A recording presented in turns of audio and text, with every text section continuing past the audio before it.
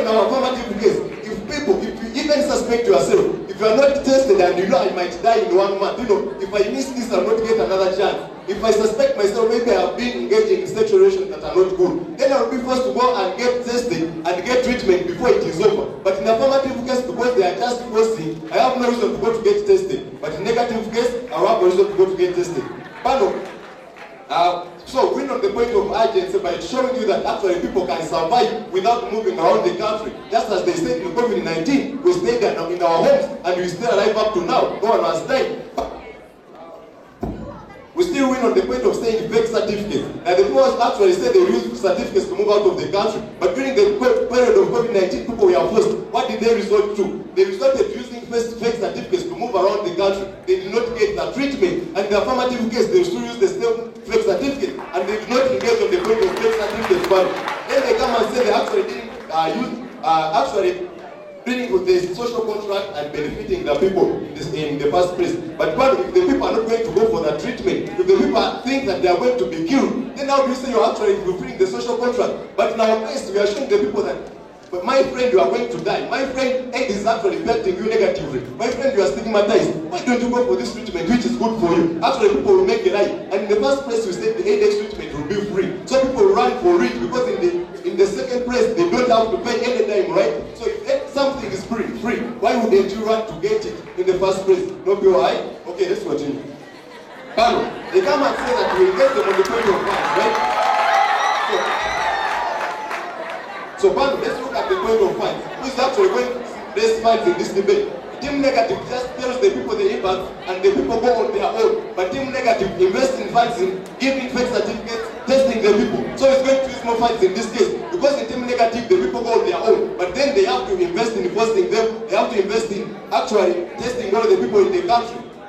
Then they say, we have to deal with the actor. But Team Negative thinks that we should first deal with the people who are HIV positive. We believe these are the main people in today's debate. If these people are catered before, then the rest can come later. And still, if you engage them on their point of the government, still the government will not gain more. Because we have proved beyond reasonable doubt that Chagulanyi, who wants political power, will just use that excuse. Will say the government is forcing you to do something which is wrong. And trust me, the people will be forced to believe you. These supporters will believe you. So we cannot make this political. This needs to be something that,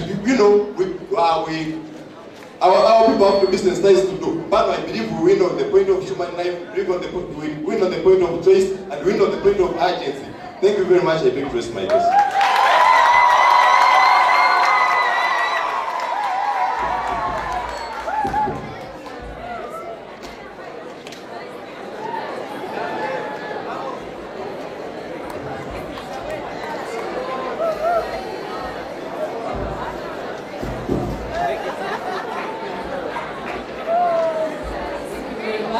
Can we have silence from the audience?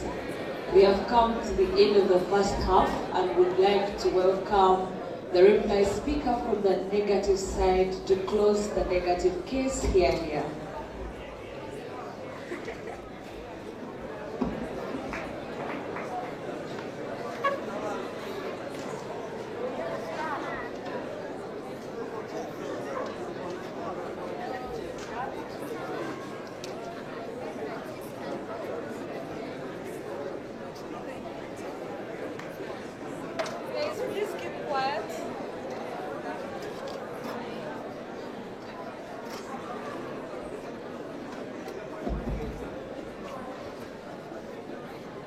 I'll start in 3, 2, and 1. Team Affirmative had a burden of telling us how they are going to force people. They had a burden to prove that the way they are going to force people is actually going to compel more people to go for the treatment, which they have failed in their case. They come and say that they're going to run after people in their houses. They should tell us how this is going to save more time. Remember, we have the AIDS treatment for only 30 days. So if you go and run after people, first of all you have to test, then you run after them, then you treat. Do you think that will only take 30 days? Of course, the time is going to exceed, which you do not want in negative case of today's debate. We propose to actually sensitize. Since 92% of the population is already literate, this means sensitization is already easy. So just we need a little sensitization and people go for the AIDS treatment. Pano, the one who wins this debate, as we already said, is one who ends HIV and one who proves that more people are going for the treatment, which we have proven in the negative case. We have proven that actually if you sensitize, since the population is already literate, people are going to go for treatment and HIV is going to end. But Pano, what does Team Affirmative bring to today's house? They come and say they're going to force. They're going to run after people, they're going to test the whole country. By the time they finish testing the country, the medication will already be done. So are they solving the disease in today's debate? Then Pano, another thing is that they come and say that they are catering for the actors' interest. But Pano, they are the same people come and say that the Americans are already biased against the government. So if they are already biased, that means that if you force them, if you bring more votes on them, they are going to have even more bias. So in this case, even the actor is not benefiting in any way. Then Pano, they are taxed. They had a burden to come and tell us how they're going to force. And if they don't present it in their reply speech, a way that they are going to force the people, not limiting people, because they are proving that they are going to use fake certificates. If they bring a way of how they are going to force people is going to be effective, then they can even try thinking about taking today's debate. Then Pano, we have proven that actual sensitization is going to work because it has already worked. We proved that there was 390 going for testing, they are on treatment. So in this case, Namibia is an easy country to sensitize and it goes for the treatment. So why should we use force? Why should we violate people's rights? Why should we violate people's right to autonomy and choice? Yet we have the same way. Yet we can do it in a better way in giving people's right to choice, and the outcome is still better than the negative side. Then part of the point of urgency, we have proven that actually if we must sensitize, we tell the people that they should go for the medicine. It is elapsing in 30 months because people have their life and they have to go for the treatment. We are solving the point of urgency. And like the affirmative, the proposition team, which is against it, we first test the whole country, then we treat, then we chase people in bushes, which cannot work in today's debate. Then they have to present us the punishment. If they are making it compulsory, that means if you don't adhere, there is a punishment. They have to present that in their reply speech. How are they going to punish these people? And if they are punishing HIV positive individuals, are they not increasing stigma in the society? Then we have proven that people will actually go for treatment if we sensitize. As they suggested, 92.5% of the population is already illiterate. So if the population is illiterate, that means they will have the knowledge to know that the medicine is good for them. And Pano, you have to agree with us that if a person is suffering the effects of HIV, suffering from HIV stigma, and all the diseases that come with HIV, that person will have the urge. If you give him a way out, a treatment, the person is going to have the urge to go for that treatment, which we have proven in the affirmative case part. So Pano, the team affirmative, the proposition team, is tasked with bringing us how they are going to force and how their force is going to work actually. They should prove to us how they are going to force the people, how they are going to compel them to do what they want. And in this case, even the government that is forcing these people is not benefiting from anything. So why should we use force? Why don't we give people their rights? Why don't we let people enjoy their rights? Why don't we let the HIV positive people actually be treated with the same methods? With that, we beg to rest. Thank you.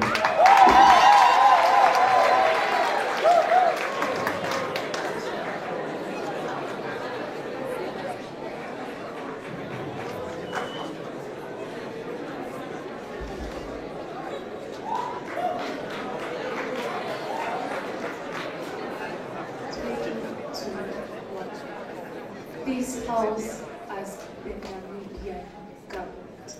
This House as the Namibian government will subject people with HIV to compulsory AIDS treatment.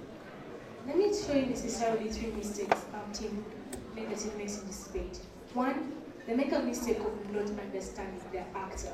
Team Negative assumes that the Namibian government or the Namibian state is a country like Uganda. This is where they make such comic assertions, like people like Chagolan coming and actually doing this. This is where they make such hilarious assertions, like people running around. You think however much those things are funny and they might have pleased you, it is not necessarily what is true in this particular point in time, right? Chair. They also come and talk about whole ideas of sensitization and basically focusing on how exactly we are going to make this possible. Chair, this is why my setup was very important in this debate. I come and show you, one, the level of rationality of the Namibian people. Two, I show you the power that the government has. They live in a type of world where they think that Namibian government actually has a certain type of agenda setting power. This is where the whole idea of sensitization works. Let me tell you this. From my very first speech to the second speech, we showed you the type of power the government of Namibia has, coercive power. This is why the social contract exists in the first place. This means at a point in time when we make something compulsory, it is more likely to actually,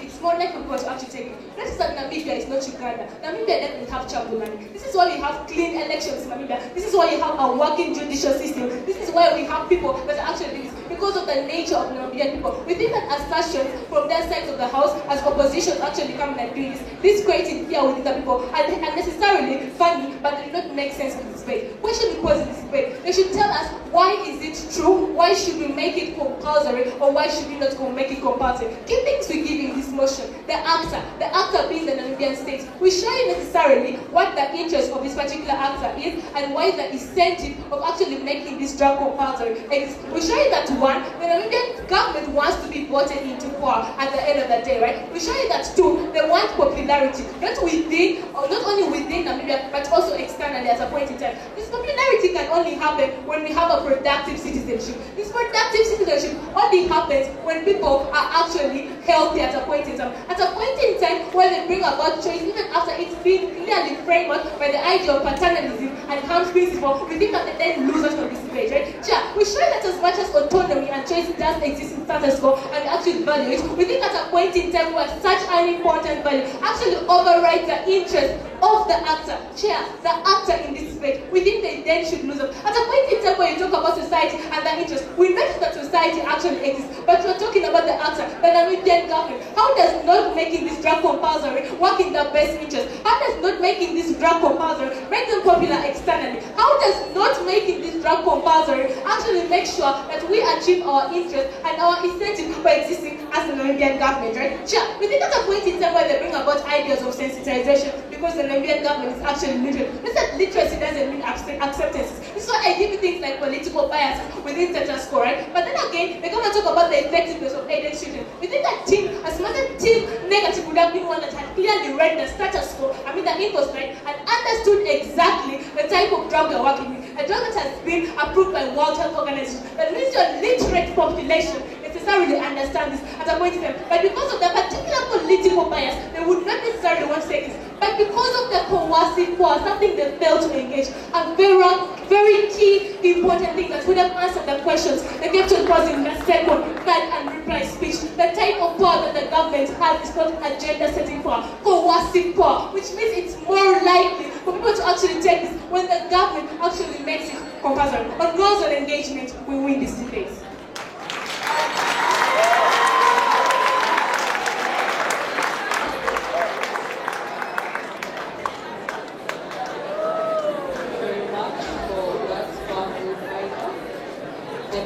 Can cross over and shake hands while the adjudicators watch out for the deliberations.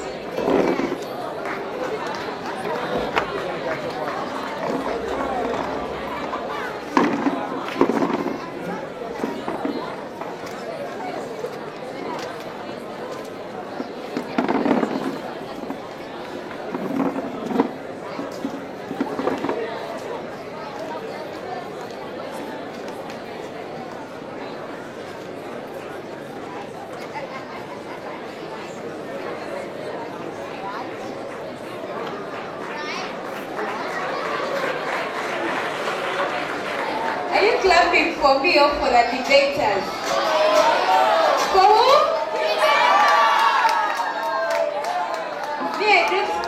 I usually like to ask you guys your opinions, but this is the wrong night to ask such questions because, man, how are we doing? Are we still enjoying the tournament?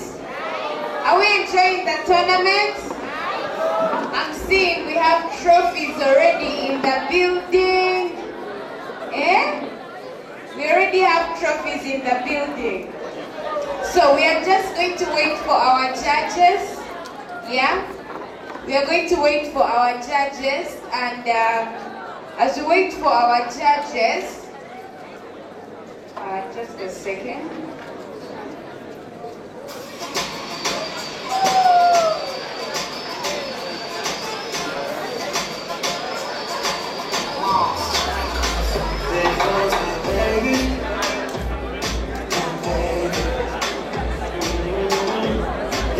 Yes.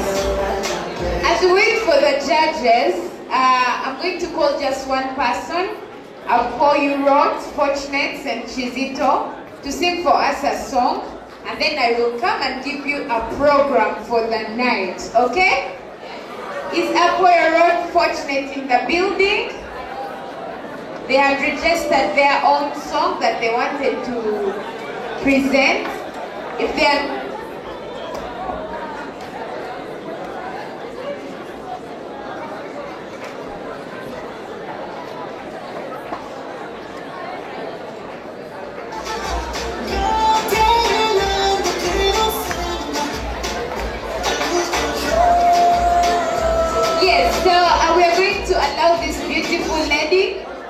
for us, you have only like 1 minute, yeah? You don't have to finish the whole song. Yes, 1 minute. And then after that, we will be... Guys, are we listening? Are we listening? This is something that you didn't know we were going to do. Are you listening? Okay, so as we wait for the verdict, we are going to award the most outstanding school in co-curricular activities that we've been having. You remember how I told you to be active? Do you remember? Yes. And then you were all there looking at me. Now is the moment. We have a very big trophy for the school that has been outstanding in the activities that we've been having. Yeah? And I want good energy for that. But let's first allow this beautiful lady to sing for us just a minute, and then we'll proceed with our program. Good evening to you all. Once again, my name is Apoya Rod. This song is very simple. It is just to always appreciate God, and in case at a time when you feel that you're heartbroken, you can always call upon the name of the Lord to always be upon you. Please, if I sing the first stanza, you come up and sing with me. It goes like this. Draw my heart closer to you. I want to love you forever, Lord. Draw my heart closer to you. I want to love you forever, Lord. Please sing with me. Draw my heart closer to you. I want to love you forever, Lord. Draw my heart closer to you. I want to love you forever, Lord. As a dew yearns for running stream, so I yearn for you, my God. I thirst for God, oh the living God. I want to see your presence, oh Lord. Draw my heart closer to you. I want to love you forever, Lord. Draw my heart closer to you. I want to love you forever, Lord. The God of Abraham, the God of Isaac, the God of Jacob, you're the one I am for. The great I am, Alpha and Omega. I want to see your presence, my God. Between our chocolate, Ami Kamari Pinaka. Rose, the tree of chocolate, Amito Mari, Pinakaron. Otherwise, that is my own composition. It was taken from the book of Psalms. So anyway, you go and read the book of Psalms and you're going to know. Thank you. Thank you. Well done, well done. Thank you for the beautiful song. And right about now, are we excited to know which school wins? Chisoro again. I did not see Chisoro in any of my activities. Did I see them? In this section, we are talking about my people. Those who have been here dancing, presenting poems. Let's leave Chisoro for Speria and the team, okay? Yes. What? Okay, let me call upon Honorable, our dear National Tournament Director, Derek Collins, to come and tell us which school wins.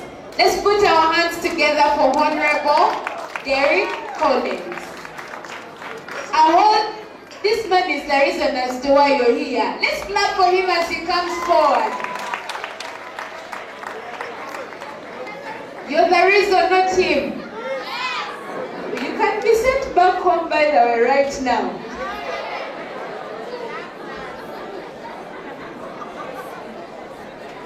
Okay, thank you very much.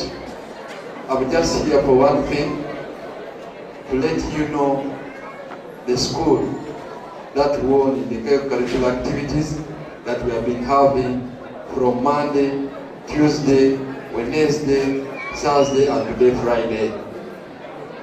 This school is from Western Uganda. This school is from Ankole sub-region. And please put your hands together for Boni Council Girls Secondary School.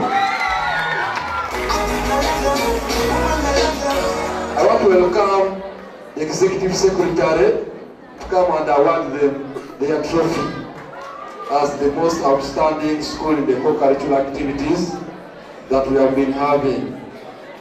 The students from Boni Council Girls School, please step forward. Boni Council and your patron. These students have been all over. When it comes to aerobics, they have been there. Yesterday, culture night, they have been there. Today, they are the very people who have been entertaining us. Please clap for them. As the executive secretary comes, Mr. DJ, you can play for us some good song. MC, allow me to sing you for some trophy. The second trophy from the right hand side. The second trophy from the right hand side. Here. Yes, that very one.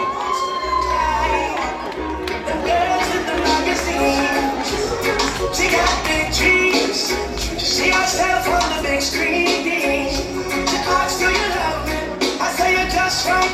Absolutely, I love you just the way you are. Girl. You don't have to change, you don't have to do anything, just the way you are, girl. If you put on a bow, if you take off a bow, just the way you are. I have one singular activity here to hand over this trophy to the most entertaining school in this tournament. Thank you very much. Boni Council from Isingiro district.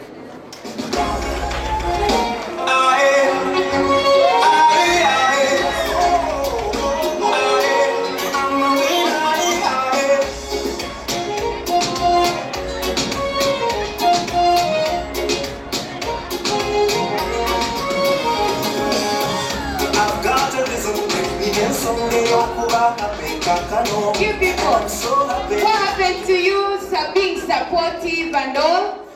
What happened to that?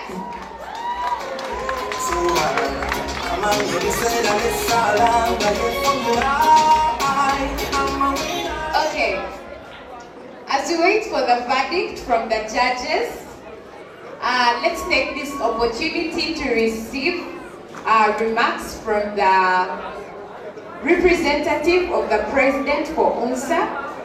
Yes, the representative for the UNSA president, if you're in the building, please come and speak to us. Let's clap for you guys. Yes.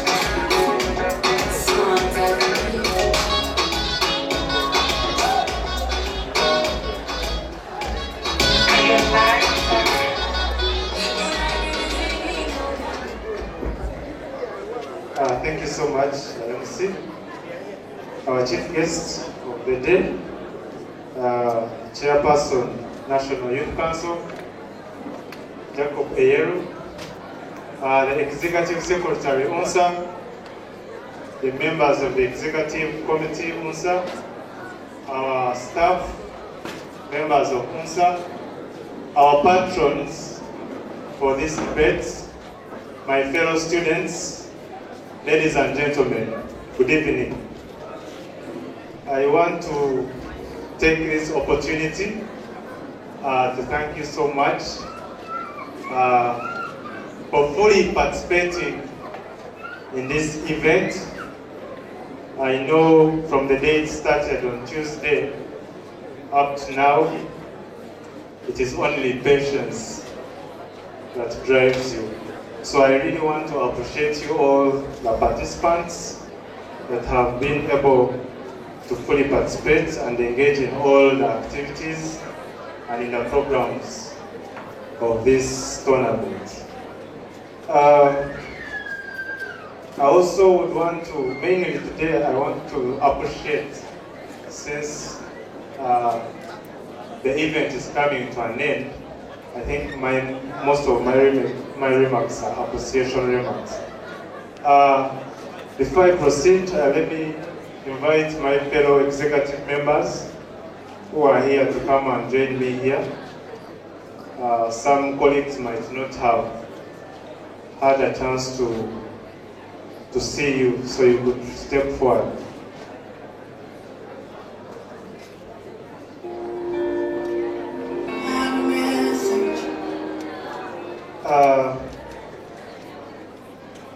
Most of the executive members are students.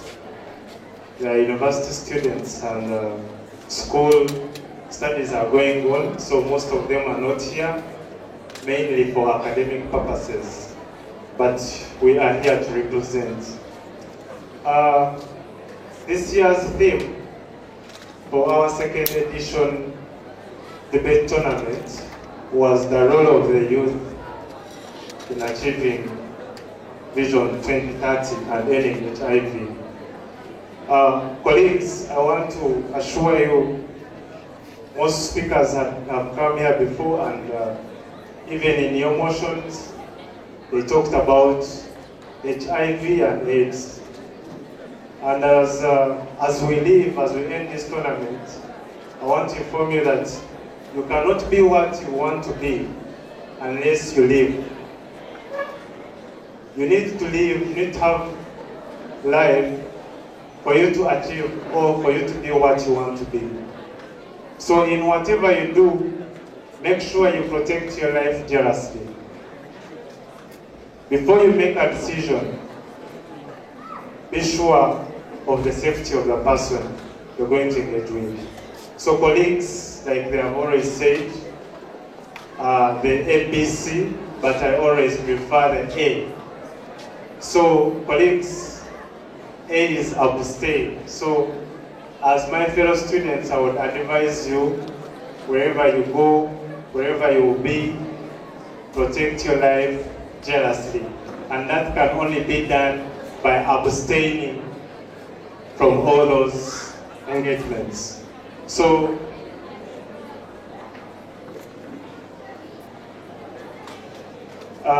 colleagues, lastly, I want to once again appreciate our patrons.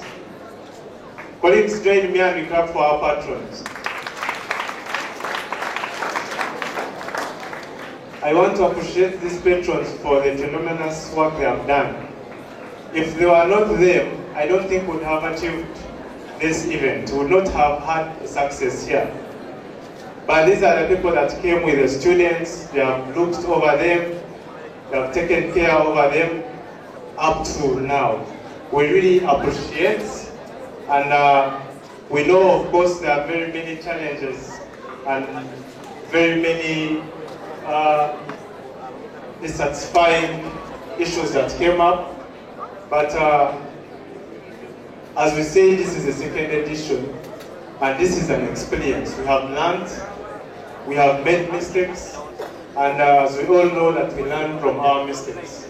So we promise that we are going to improve in areas where we did not do well, and in our next edition, which will be next year, we promise that we shall improve in our weakest areas, and we shall be up to standard as you guys would wish to see this be. And another thing, I would also want to appreciate our partners. We had AIDS Commission partnering with us. We had SOA Away that have been here on ground from day one up to now. Colleagues, join me and clap for SOA Away. Boris Sinaron, Comrade Asimwe, Chipea, and the director. They have been here engaging the students and telling them good messages. So we really appreciate, and we thank you, and we assure you that we are ready to work with you in whatever project that we shall be running. I want to also thank the teams that participated in this debate championship and the split championship. I know most of you have had prepared very well, and this has been a competition, a very stiff competition. You would hear it from judges. It has been a stiff competition, and we'll also take this. We want to give credit to the patrons who are training you, and to your coaches, and you students. We really want to commend your work that you're doing. We know the sleepless nights that you spent to prepare for this competition. And I want to say that for the teams that have been knocked out, you should not take this as a disappointment, but it should be a learning point. You should know that your areas where you feel someone was better, and try to improve those areas. This should be a learning platform. It should be a learning session. You should learn and know where you did not do right, so that in the next competition, you come when you're prepared and you know you've improved your weakest points. So without wasting much more time, I really want to appreciate you once again. And as you go back home tomorrow, I want to wish you safe travels, and I pray that God grants you safe travels, and if God wishes, we shall meet again in different activities of UNSA. And as UNSA, we want to promise you that we are going to deliver all services to you wherever you will be. We are here to make sure the students are liberated. We are here to give you services that can improve you, that can equip you with different skills. So with those few remarks, I want to wish you a good night, and may the best team win. Thank you so much. And I also would like to have my colleagues introduce themselves before we can. And maybe if they have a few remarks, they can as well come in. Thank you, everyone. Hey, guys. Hi. Hi to the winner. I'm called Gabriels. I'm the Junior Secretary of UNSA. I want to take this opportunity to thank everyone that really spared your time and you made it here. I take a special note to give a quick note to my fellow students, my young brothers and sisters. Hopefully you learned something from out of this debate.